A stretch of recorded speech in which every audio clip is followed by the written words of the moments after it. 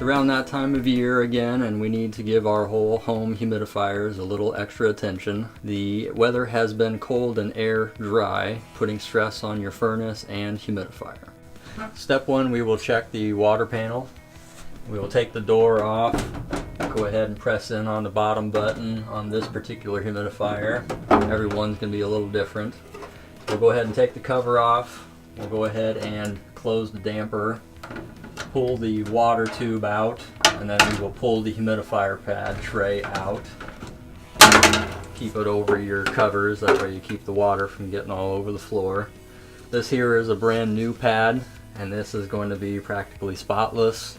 The water will actually accumulate some calcium deposits on this. It'll start to get white in color or even yellow in color. If it's been in there long enough, it'll actually start to turn brown and black, and then we definitely know we need to change out the panel at that point. Step two, we're going to check the water saddle valve, and that'll be this here guy up here. And we can go ahead and run that in clockwise until it actually runs through the copper pipe. It's already pierced, but we may have to pierce it again periodically. Now that's all the way in, so that's piercing this here copper. Now we can run it back out, and that will allow water to flow over the humidifier. And we're going to go ahead and check the drain line here. This is a brand new piece of vinyl tubing, so it's going to be very clear. But if you ever notice that this guy's getting any contaminants in it, any black, any brown, any discoloration in there, that's when you need to go ahead and start tending to that, because it's probably getting plugged up. And right now we're going to go ahead and check the humidifier operation just for demonstration purposes. I've got this humidistat right here in my hands.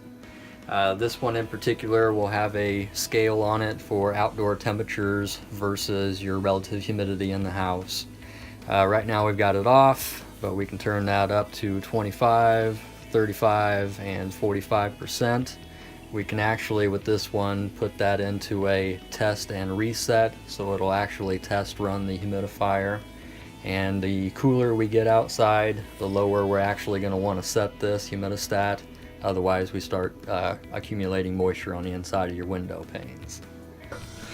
Now we're going to go ahead and check the water flow, show you guys what's a little too much and not enough water. So go ahead and take that cover off of there. Go ahead and pull the feeder tube off. We'll try to have water flow right around there, then it won't be too much for the humidifier pad to handle there. We're going to talk about airflow here now. This is your bypass damper. We'll want to leave this opened up for the winter months. That way we get some warm air running over this humidifier pad to help with the humidification. We'll want to go ahead and close this up for the summer months. That way we're not getting any unwanted condensation effects. That's it. These 6 steps will help prolong the life of your system and keep it operating at peak efficiency.